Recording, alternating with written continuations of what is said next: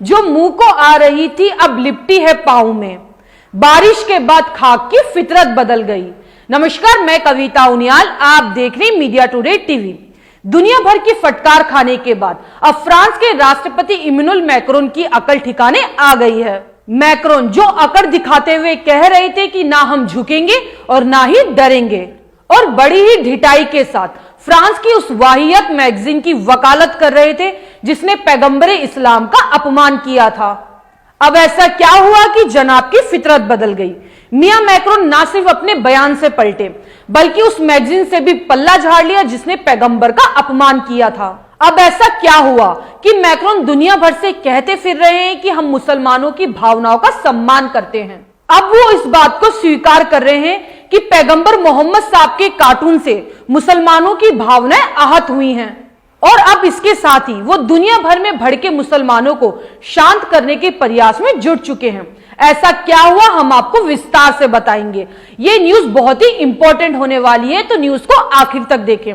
अगर न्यूज अच्छी लगे तो लाइक करें, शेयर करें और हमारे मीडिया टुडे चैनल को सब्सक्राइब करें, और हाँ, बेल आइकन को जरूर प्रेस करें ताकि हमारी न्यूज सबसे पहले आप तक पहुंचे।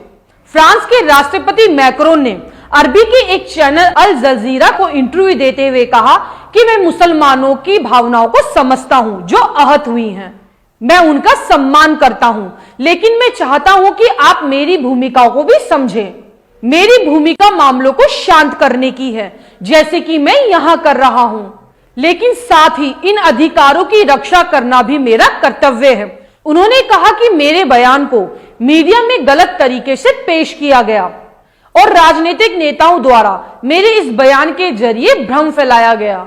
सबसे पहली बात, मैक्रोन ने एक अरबी चैनल से ये सारी बातें कही। ये अरबी चैनल अल जजीरा कतर का चैनल है। सबसे पहले फ्रांस के प्रोडक्ट का बहिष्कार भी कतर ने किया था, उसके बाद कुवैत ने किया। जब कतर और कुवैत पर प्रेशर दिया गया कि वो ऐसा ना करे, तो उसकी हिमायत में तुर्की खड़ा हो गया, और तुर्की के राष्ट्रपति रजब तैयब एर्दोगान ने खुले तौर पर मुसलमानों से फ्रांस के सामान के बाइकाट की अपील कर डाली। बस फिर क्या था, तुर्की के राष्ट्रपति को मैदान में देख सारे मुस्लिम देशों ने फ्रांस के खिलाफ बोलना शुरू कर दिया। यहां हम आपको एक बात साफ कर देना चाहते हैं कि तैयब एर्दोगान से पहले किसी भी देश की हुकूमत ने ऐतराज नहीं जताया था। सिर्फ आम जनता ही फ्रांस के बाइकाट की मुहिम चला रही थी। लेकिन एर्दोगान ने जैसे ही घोषणा करी तो फौरन ही पाकिस्तान और ईरान की संसद में फ्रांस के खिलाफ प्रस्ताव पास हुआ और मुस्लिम देश खुलकर फ्रांस के विरोध में आ गए।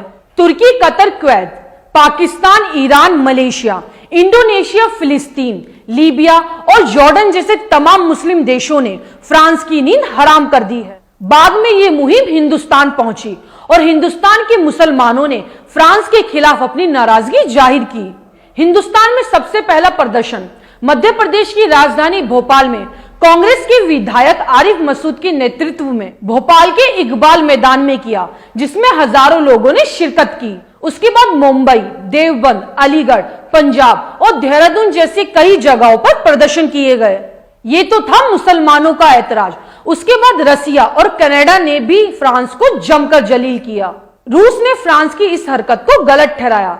रूस के राष्ट्रपति पुतिन के प्रवक्ता ने मीडिया से कहा कि हमारे देश में चार्ली हेब्दो जैसे नफरती प्रकाशन के लिए कोई जगह नहीं है।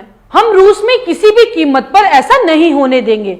हम सभी धर्मों का सम्मान करते हैं। जिसके बाद कनाडा के प्रधानमंत्री जस्टिन ट्रूडो ने फ्रांस को आईना दिखाते हुए कहा कि फ्रीडम ऑफ स्पीच की भी एक लिमिट होती है, जिसके जरिए किसी का अपमान नहीं किया जाना चाहिए। उसके बाद जस्टिन ट्रूडो ने एक उदाहरण देते हुए अपनी बात कही। उन्होंने कहा कि भीड़ भरे सिनेमा हॉल में हमें आग आग चिल्लाने का अधिकार नहीं है। हर अधिकार की भी एक सीमा होती है।